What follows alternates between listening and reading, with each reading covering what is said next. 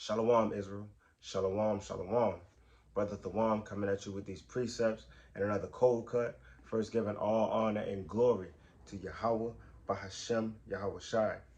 Yahweh being the name of the Heavenly Father. Yahweh Shai being the name of his only begotten Son, who the world calls Jesus Christ. This particular cold cut, we going in on submission and faith. Submission and faith, right? Now, what is faith? Let's go to the classic. Hebrews 11 and verse 1. And it reads, "Now faith is the substance of things hoped for and the evidence of things not seen." Right? Faith is the substance of things hoped for and the evidence of things not seen.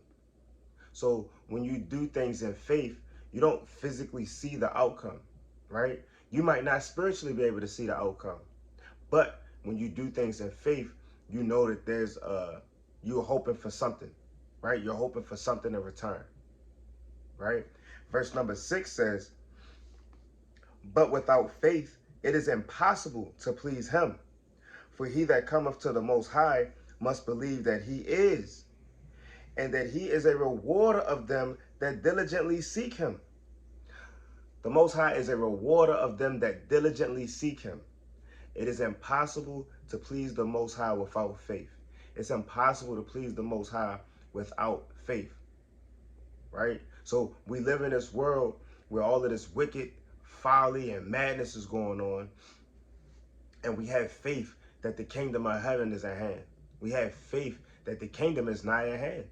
We have faith that in that day we'll be delivered from this wicked place, right? When these bombs drop and when World War III kick off and Jacob's trouble kick off, we have faith that we can endure until the end. We have faith that the Most High can do that for us. And it's impossible to please the Most High without faith. So if you don't have faith, don't think that the Lord's going to save you in these last days. You have to have faith, because it's impossible to please the Lord without faith. Now let me get this in James 2 and verse 17. It says, "Even so, faith, if it have not works, is dead being alone." So if you got faith and you don't got works, then your faith is dead. You see that? So that's where the submission comes into play. You can have faith all day long, but if you don't submit and do the things that shows your faith, then you don't have faith. You can't say that you got faith in the Most High, but you're not keeping the commandments. You can't say that you got faith in Yahweh Shai, and you're not, believing on him and believing the things that he said he would do for you. Verse number 18 says, "Yea, a man may say, thou hast faith, and I have works. Show me thy faith without thy works, and I will show thee my faith by my works."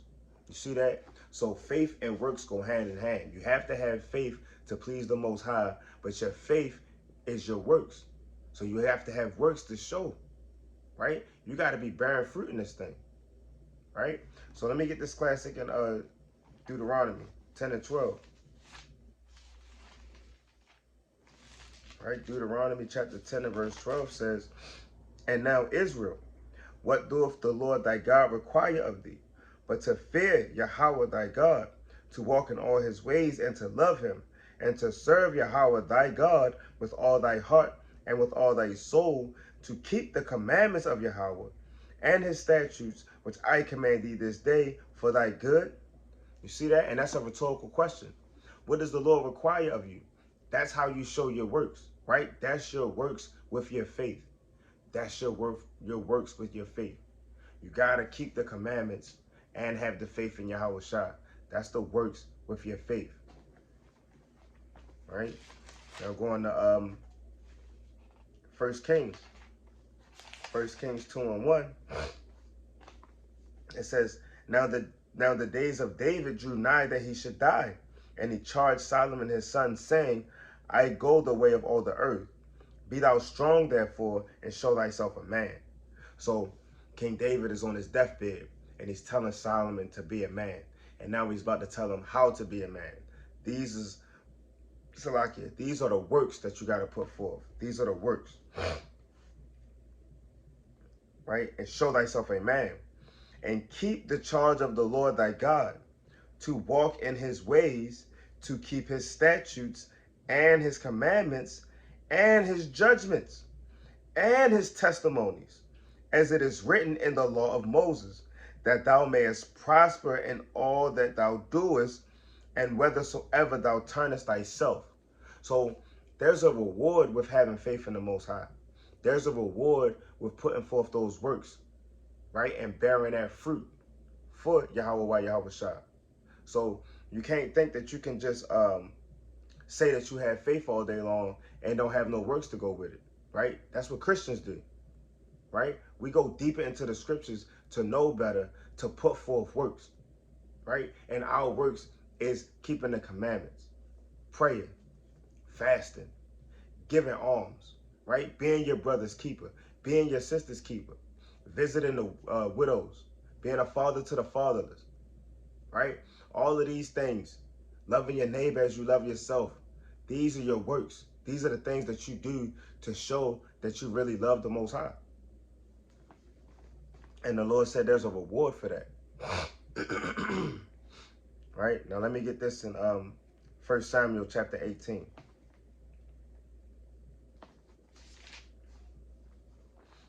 First Samuel chapter 18. Salaki. Right? 1 Samuel chapter 18. And I'm gonna start at verse 5. Right? 1 Samuel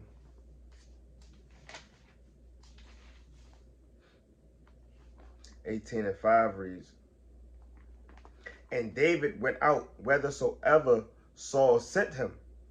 Right? So David is being submissive to Saul. Right? David went out wherever Saul sent him and behaved himself wisely.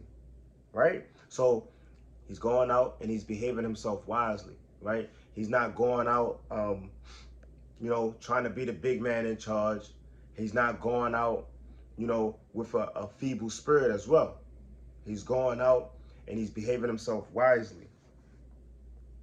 And Saul set him over the men of war, and he was accepted in the sight of all the people, and also in the sight of Saul's servants. So Saul's servants and all of the people, they looked up to David. David had wisdom.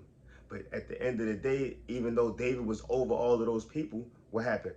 David was still submissive to Saul, right? Ultimately, he was submissive to the Most High, but David was submissive to Saul, right? And that's faith. And it came to pass as they came, when David was returned from the slaughter of the Philistine, that the women came out of all the cities of Israel, singing and dancing to meet King Saul, with tabrets, with joy, and with instruments of music. And the women answered one another as they played and said, Saul hath slain his thousands, and David his 10,000s. So David being submissive to Saul, right, and behaving himself wisely, that got him a name, right? That got him a reputation. That got him something that, something that he can build upon, right? Saul killed thousands, but David killed 10,000. You know what I mean? So there's a reward in doing the works in faith and righteousness for the Most High. There's a reward for that, right? Let me get this in, because Yahweh Shai had to submit too. Yahweh Shai had to submit too. 1 Corinthians 11 and 3 says, but I will have you know that the head of every man is Christ, and the head of the woman is the man, right? The head of the woman is the man. So women have to submit to their husbands, right? And a woman submitting to her husband, that doesn't mean that a husband's supposed to just lord all over his wife, right? But that does mean that a woman needs to, she should submit to her husband if she wants to be considered a righteous woman. If she wants those rewards that come with the submission and the faith, right? Being submissive and faith. Because David went to war, right? Anytime I was in the military, when you go out to war, you'll have a captain or a general over hundreds of men. And these hundreds of men are willing to go out to battle and lay their life on the line, right? Under the charge of this man, because this man, they have faith that this man is set in this position for a reason. They have faith that they may be able to win whatever war they're going out to fight, because the man that's in charge of them is leading them the right way. It's setting them up to success. It's setting them up for a victory. He's not setting them up to fail them. So a woman should have to understand that when they're submissive to their husbands, they should submit with that faith that the Most High set them up over them for their victory. You should realize that any person that the Most High set over you is set over you to set you up for victory, not to set you up to fail you or to harm you or to put you in harm's way or to kill you. Right? So I'm going to read that again. 1 Corinthians 11:3 says, "But I will have you know that the head of every man is Christ, and the head of the woman is the man, and the head of Hamashiach is Yahweh." You see that? So you got the Most High God, you got Yahweh Shah, you got man, you got woman, and then you got the children, right? So the Lord there's an order to this thing, and Yahweh Shah got to submit to the Most High. When Yahweh Shah was walking this earth, right, as Yahweh Shah, he was not doing his own thing. He wasn't doing what he wanted to do. He was doing what the Most High told him, right? So let me get this in Luke 2 and verse 42. It says, "And when he was 12 years old, they went up to Jerusalem after the custom of the feast." Right? So this is Passover. Yahweh Shah was 12 years old at the time. "And when they had fulfilled the days, as they returned, the child Yahweh Shah tarried behind in Jerusalem, and Joseph and his mother knew not of it. But they, supposing him to have been in the company, went a day's journey, and they sought him among their kinsfolk and acquaintance." So they left from Jerusalem, was going back to where they were from, and Yahweh Shah was still in Jerusalem. So it was a day's journey. Now they looking for him amongst their kinsmen, and they're like, where's our son at? Verse 45. "And when they found him not, they turned back again to Jerusalem, seeking him. And it came to pass that after 3 days they found him in the temple, sitting in the midst of the doctors, both hearing them and asking them questions. And all that heard him were astonished at his understanding and answers." So when they finally found him, after 3 days of searching in Jerusalem, they found him in a temple, sitting down, right, with the doctors, with the priests, asking questions, right, and answering questions, and got people all confounded and astonished at him because of the wisdom that he had, right? Verse 48. "And when they saw him, they were amazed, and his mother said unto him, Son, why hast thou dealt with us? Salakia, why hast thou dealt thus with us? Behold, thy father and I have sought thee sorrowing." Right? So she's asking him, where you been at? We've been looking for you, damn, sorrowing, crying and carrying on. Verse 49. "And he said unto them, How is it that ye sought me? Wish ye not that I must be about my father's business?" You see that? Yahweh Shai, 12 years old, is telling his mother, I must be about my father's business. That's submitting to the business of my father. If a man passed down a company to his son or his child or, whatever, that person who takes it over, they got to be about that business, right? They got to be about that business and making that business flourish. They got to be about whatever it is and keeping it moving, right? And that's submission. You got to submit to the ordinances. You got to submit to whatever title. You got to submit to whatever position you in to make things go forward, to make things prosper, right? And that's what Yahweh Shai did to make this gospel go up. Verse 50. And they understood not the saying which he spake unto them. And he went down with them and came to Nazareth and was subject unto them. But his mother kept all these sayings in her heart. You see that? So he went back to Nazareth and he's subject to his mother now.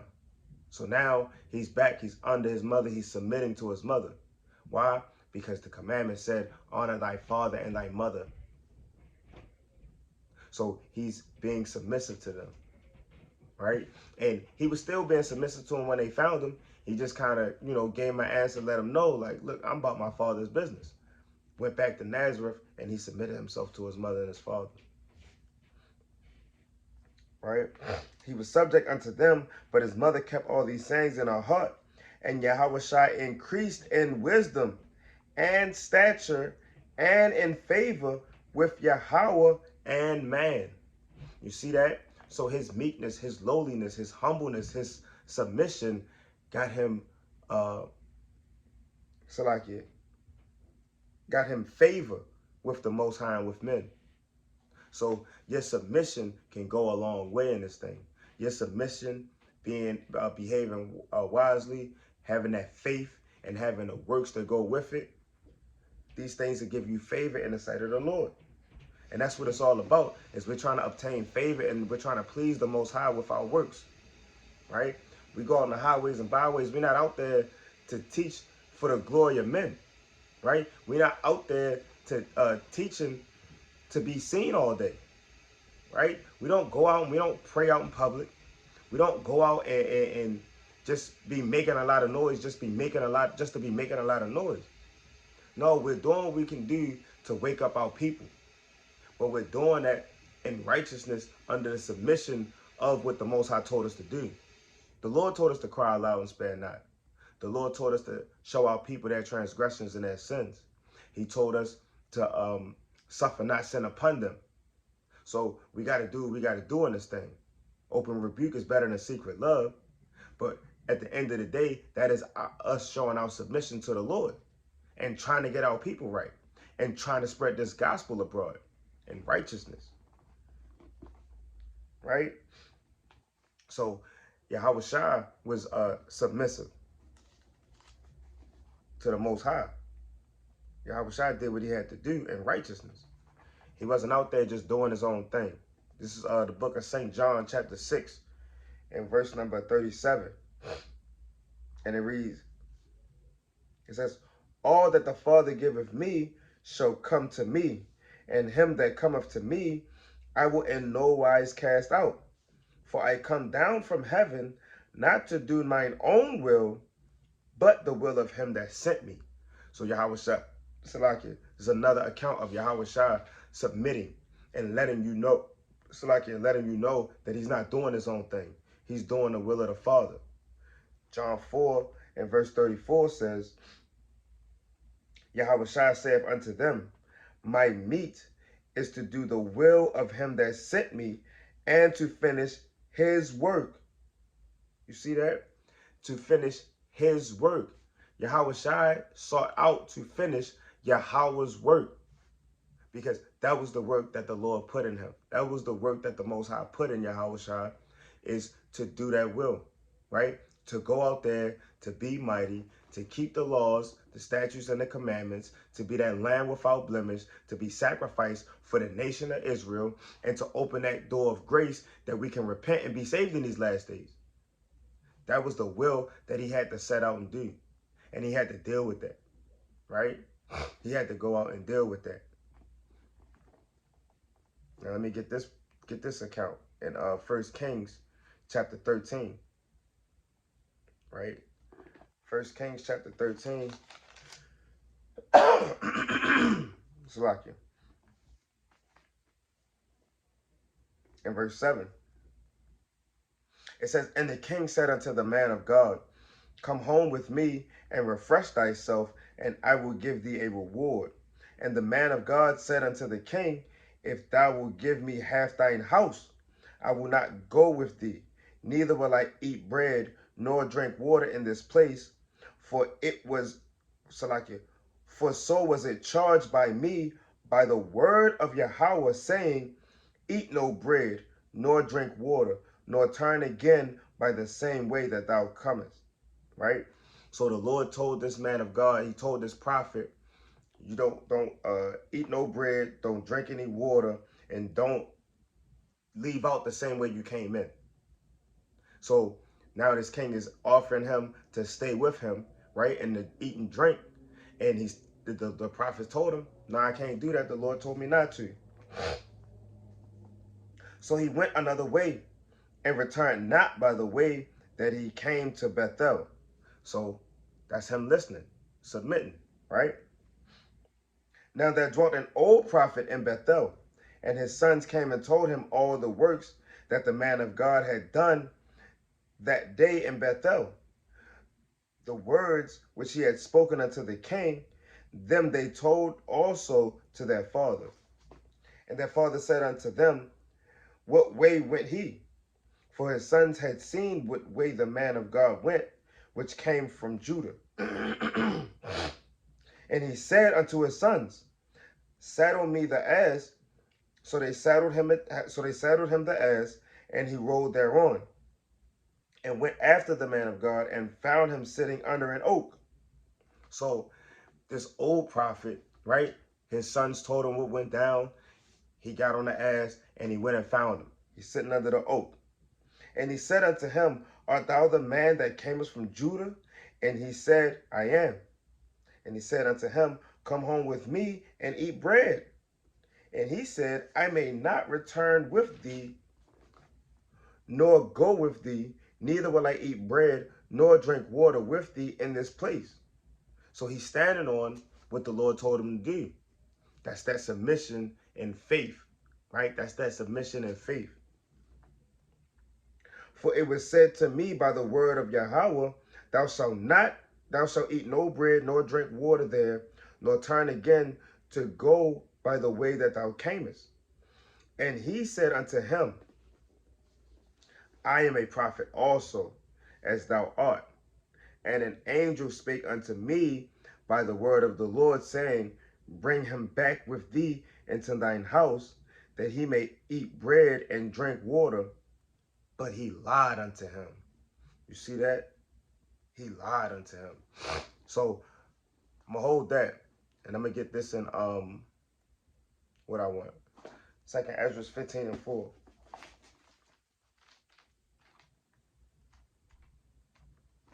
Second Ezra chapter 15:4 says, For all the unfaithful shall die in their unfaithfulness. So if you don't have faith in the words of the Lord, and you don't put your trust in the words of the Lord, you're going to die in your unfaithfulness, right? You're going to die not trusting in the word. So all of these people that's living on the earth, all of these billions of people that live on the earth that don't want to put their trust in the Most High, right? And more so these Israelites out here, right? Jacob, these so-called blacks, Hispanics, and Native Americans that will not hearken to the words of the Lord, that will not keep his commandments.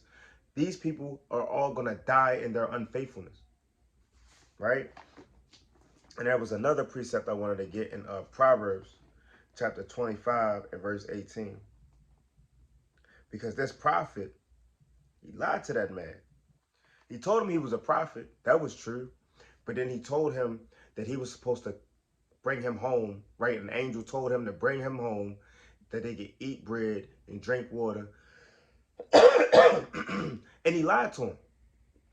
And that's off, and that's wicked for a prophet, for a servant of the Lord, to lie to another brother and to lie on him under the basis that he just told you that the Lord gave him certain instructions, and now you're telling him to go against the instructions that the Lord gave him.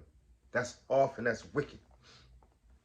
Proverbs chapter 25 and verse 18 says, A man that beareth false witness against his neighbor is a maul, and a sword, and a sharp arrow. See that? So if you're bearing false witness against your brother, you're a weapon. Your words are weapons. And that's wicked. They weapons on the left-hand side. Nothing righteous about that. Number 19. Confidence in an unfaithful man in time of trouble is like a broken tooth and a foot out of joint. You see that? If you put your trust and your confidence in a man that's that's unfaithful, right? A man that can lie to you, a man that don't keep the commandments, a man that don't keep the fear of the Lord, he don't fear his judgments. He's just a reprobate out here just saying whatever or doing whatever. That's like having a broken tooth. You're not enjoying steak with a broken tooth. I dare you try to chew on some ice with a broken tooth, right? Or having a foot out of joint. Your foot out the damn joint, right? And some Rottweiler come running up on you. You done. You done. Right? So don't put your confidence in a faithful man. He said confidence in an unfaithful man in time of trouble is like a broken tooth and a foot out of joint. He said like a broken tooth and a foot out of joint. That's double trouble, right? So I'm going to read that verse again. 1 Kings 13:18. And he said unto him, I am a prophet also as thou art. And an angel spake unto me by the word of Yahweh, saying, bring him back with thee into thine house, that he may eat bread and drink water. But he lied unto him. So he went back with him. You see that? You see that? The Lord gave you instruction. If the Lord give you instruction, or the Lord put something in your spirit and he tell you to do something, you need to stand on that 10 toes down. You need to not go back on that, because that's how you showing your works and your faith. That's how you showing your faith, is by keeping that charge, right? So he went back with him and did eat bread in his house and drank water. And it came to pass, as they sat at the table, that the word of the Lord came unto the prophet that brought him back. And he cried unto the man of God that came from Judah, saying, thus saith the Lord, for as much as thou hast disobeyed the mouth of Yahweh, and hast not kept the commandment which the Lord thy God commanded thee, but comest back, and hast eaten bread and drunk water in the place of the which the Lord did say to, of which the Lord did say to thee, eat no bread and drink no water, thy carcass shall not come unto the sepulchre of thy fathers. So now, this same prophet that just brought him back, now this prophet is getting a vision, and the spirit of the Lord is hopping on him, and now he got to tell him, damn, you're going to die. You're not going to be buried with your fathers, right? Because you disobeyed the Lord. Your disobedience, your unfaithfulness, your unbelief, you not trusting in the Lord and his words and not standing on his words. Now you got to die, and you won't be subject to being buried with your forefathers. You're going to be subject to, we're going to see what you're going to be subject unto. Verse 23, and it came to pass, after he had eaten the bread, and after he had drunk, that he saddled for him the ass, to wit, for the prophet whom he had brought back. And when he was gone, a lion met him by the way, and slew him, and his carcass was cast in the way, and the ass stood by it. The lion also stood by the carcass. You see that? So the Lord can do what he wants. So if you're not being, if you're not submitting yourself to the Lord, you're not submitting yourself to his word, the Lord can have you go somewhere and have a spirit hop on a lion to destroy you. Here it is. This man is riding on an ass. A lion met him, killed him, and now the ass and the lion is sitting side by side at this carcass. Meaning the Lord put that spirit on him to destroy that prophet, but not to touch the ass. You see that? So you could be going out and about. It could be a group of y'all. Something happened, and you could be the only one injured out of everybody. You could be the only one shot dead out of everybody. You be the only one that broke your ankle out of everybody. You be the only one that fell off of something. You know what I mean? Or something fell on you, right? So the Lord he's terrible in his doings. So we gotta fear him. So when he tell us to do something, you put your faith in it, you put your trust in it, and you do what he told you to do. Verse 25, and behold, men passed by and saw the carcass cast in the way, and the lion standing by the carcass. And they came and told it in the city where the old prophet dwelt. And when the prophet that brought him back from the way heard thereof, he said, it is the man of God who was disobedient unto the word of Yahweh. Therefore the Lord hath delivered him unto the lion, which hath torn him and slain him, according to the word of the Lord, which he spake unto him. So now he's sitting here saying that he disobeyed the Lord. And he did disobey the Lord. But he ain't taking for account that he's the one that lied to him.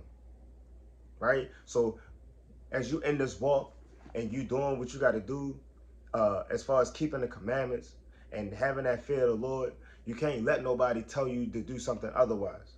Because all of the blessings and all of the promises that the Lord has for his people, if you're not keeping the commandments and if you're not being obedient, then you're not going to get them. You're going to get something else, right? You're going to get a judgment, right? The Lord will cast you down. So we got to have faith in these last days, and you got to be submissive to the words of the Lord, right? I'm going to read this in Hebrews 11. Read this in Hebrews 11. Gotta have that faith. All right. Hebrews 11:1. Now faith is the substance of things hoped for, the evidence of things not seen. For by it the elders obtain a good report. Through faith we understand that the worlds were framed by the word of the Most High, so that things which are seen were not made of things which do appear. By faith, Abel offered unto the Most High a more excellent sacrifice than Cain, by which he obtained the witness that he was righteous, Most High testifying of his gifts, and by it he being dead yet speaketh. Right? So faith. Abel gave that sacrifice in faith, and it was honored. The Most High looked upon that, and he honored that. Right? Verse 5. By faith, Enoch was translated, that he should not see death, and was not found, because the Most High had translated him. For before his translation, he had this testimony that he pleased the Most High. So the Most High translated Enoch. He took Enoch up out of here, right? So Enoch wouldn't see death. And then that was the witness that he had, that Enoch pleased Yahweh. Enoch pleased the Most High. And that was his faith, right? His faith in works. Verse number 6. But it's impossible, but without faith it is impossible to please him. For he that cometh to the Most High must believe that he is, and that he is a rewarder of them that diligently seek him. So we got to be diligently seeking the Lord. Meaning we got to be in these laws and these commandments. We got to be in the life of Yahweh Shai.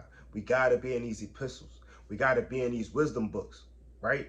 Proverbs, Ecclesiastes, the book of Sirach, Wisdom of Solomon.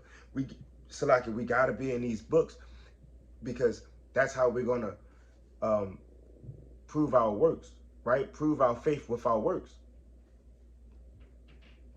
Because he's a rewarder of them that diligently seek him.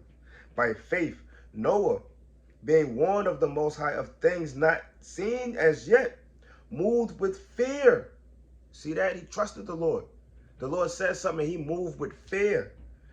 Prepared an ark to the saving of his house, by the which he condemned the world, and became heir of the righteousness which is by faith. See that? So Noah did works in faith, right? And fear the Lord. Right? And became the heir of righteousness, which is by faith. By faith, Abraham, when he was called to go out into a place which he should after receive for an inheritance, obeyed, and he went out, not knowing whether he went. Faith. The Lord called him to go out, and Abraham ain't been out there before. So Abraham just going out on faith. Like, that's beautiful in the sight of the Lord. That's how you please the Most High, is by having that faith, right? Having that faith and putting forth them works to do what the Most High called us to do what he told us to do, right? And fearing him, submitting to what he said, and having that faith, and he'll reward you. Submission and faith. By faith he sojourned in the land of promise, as in a strange country, dwelling in the tabernacles with Isaac and Jacob, the heirs with him of the same promise. Right? He looked for a city which had foundations, whose builder and maker is the Most High. So the Most High gave us that, right? He gave that from Abraham, Isaac, down to Jacob. He gave us that land. Verse 11, through faith also Sarah herself received strength to conceive seed, and was delivered of a child when she was past age, because she judged him faithful who had promised. You see that?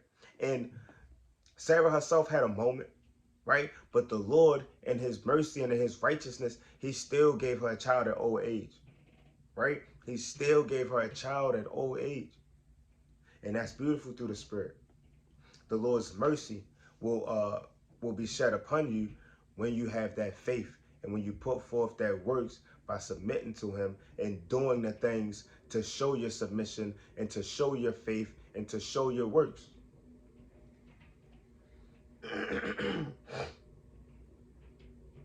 Verse 12, sprang therefore even one, and him as good as dead,